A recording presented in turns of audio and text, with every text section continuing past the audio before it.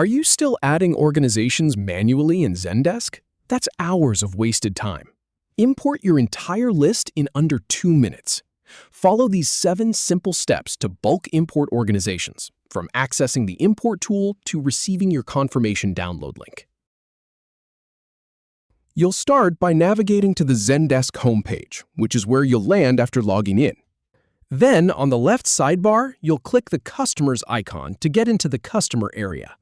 Once you're in, look for the Bulk Import button and click it to get the import options going. Now, from the left side panel, go ahead and click on Import Organizations to specify that you're adding orgs, not anything else. Next, click on Choose File, and then browse your computer to select the organization file you want to bring in. After you've selected the file, just hit Import to start the process. And that's it. Zendesk will send you an email with a download link shortly, so keep an eye on your inbox.